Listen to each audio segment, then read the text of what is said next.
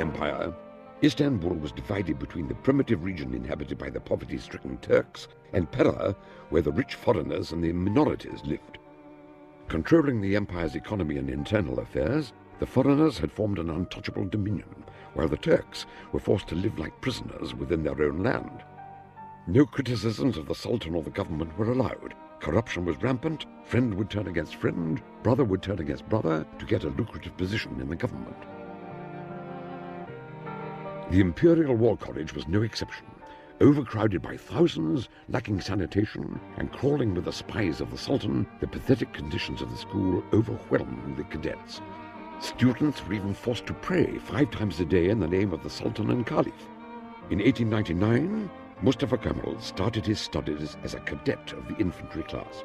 It was a new environment for him. He had no friends at the beginning, and he lapsed into periods of depression, which he came out of easily once he made some friends, and among those friends, of course, was Ali Fuat Cebesoy.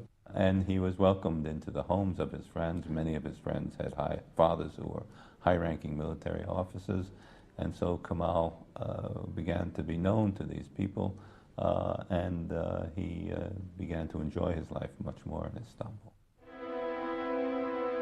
Defying the Sultan's strict orders banning the officers to drink in public while in uniform, Mustafa Kemal and Ali Fuad frequented the bars and cafes and sampled the European lifestyle in the Pera region. Under the increasing despotism of the Sultan, Mustafa Kemal despised tyranny and became more concerned with freedom and the ways to achieve it. He immersed himself in his military courses to find solutions pertinent to the empire's problems. When Mustafa Kemal and Ali Fuat were cadets at the War College, they secretly published some papers to do with the situation, the pathetic situation of the Ottoman Empire. He began to dominate his circle with his ideas on the future of the empire. Mustafa Kemal was becoming more political. He was also becoming more ambitious. He viewed himself as the savior of the country. He and his friends would sit around in the cafes, and Kemal would tell them about what would happen in their future, and he would organize the government, and they would all have ministries, but he would be the head man. After graduating from the Staff College in 1905, Captain Mustafa Kemal was imprisoned temporarily for publishing illegal papers. A marked soldier, he was exiled to Damascus. It was the beginning of a career filled with hardships and struggles in the near future, but with illustrious victories in the distant. He was 24.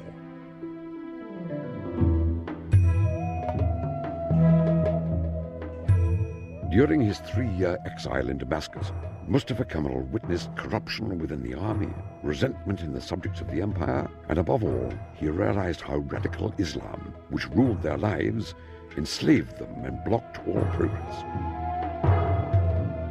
He was a loner in Damascus, battling with depression and insomnia due to the pathetic situation that engulfed him.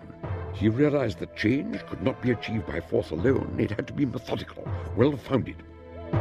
Reading incessantly, his knowledge reached such a level that he remarked, "Among all the philosophers whom I have studied till now, I did not come across anyone who has offered realistic solutions for the welfare of mankind." To prepare other officers and the people, he and his friends formed a secret organization named Motherland and Freedom, their motto being, "Where there is no freedom, there is death and extinction. Freedom is the only solution." Acting before Mustafa Kemal, the Committee of Union and Progress, another secret organization whose members included many officers of the army, revolted against the Sultan in 1908 and restored the constitution he had abolished 31 years before. Having been forced to merge his organization with that of the committee, Mustafa Kemal had only a sideline seat in this historic event, which has come to be known as the Young Turk Revolution.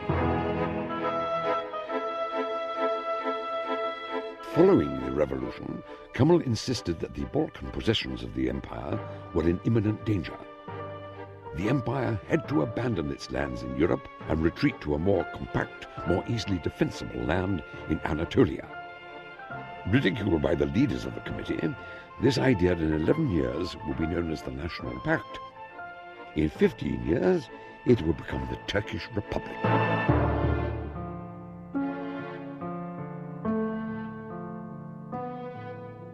A year later, the Sultan staged a counter-revolution to overthrow the liberal democracy established by the Young Turks.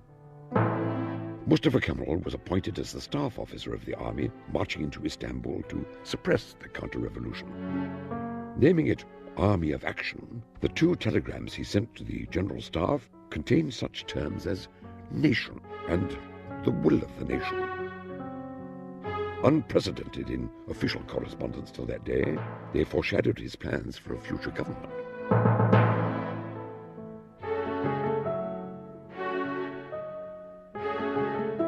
Overthrowing the Sultan and appointing a new puppet, Sultan Caliph, the committee held its first annual congress, where Mustafa Kemal made his first political speech. Criticizing the party, he insisted that the military should withdraw from politics and that religion and state affairs should be separated. This, and his further criticism of the party in the cafes and bars of Salonika, led to the severance of his ties with the committee. He was once again a marked soldier, this time by a different government. He lost out in a power struggle among young officers. He was extremely ambitious, but his main rival, Enver, who then became Enver Pasha, was more dashing, even more ambitious, and the two were in constant competition from the 1908 Young Turkish Revolution onwards. Enver Pasha would always seek to find ways to keep Mustafa Kemal's career from developing in a more forward direction. Immersing himself in his career, he wrote and translated military books and began to devise strategies for the empire's defense against an attack from the Balkans, which, with the growing appetites of the newly formed nations, seemed highly probable. His reputation began to spread as a highly competent military strategist and field commander after his services in Salonika, Picardy, and Tripoli. Ataturk was a brilliant soldier. He was able to appeal to the common soldier, but he did not get along with his senior officers because when he felt they were wrong, he told them so. As a result of that, the senior people in the army constantly wanted to get Mustafa Kemal as far away from them as they could. After their defeats in the Tripolitanian and Balkan Wars, the empire lost most of its possessions in Europe and North Africa. Capitalizing on the situation, 3 members of the committee, Enver, Cemal, and Talat, established a triumvirate which would rule the country with an iron fist for the next 6 years. The committee, which came to power with promises of overthrowing tyranny, itself became a dictatorial oligarchy with Enver in the lead. After his ongoing criticism of the party and Enver, Mustafa Kemal was posted as military attaché to Sofia. While he was there, he was the darling of the diplomatic community in Sofia. Handsome man. He was always willing to cut a figure. There was a party, and Kemal sent to Istanbul for a janissary uniform, which created quite a stir in Sofia society. Although he enjoyed the social scene of Bulgaria, Mustafa Kemal was disillusioned with the situation of his career.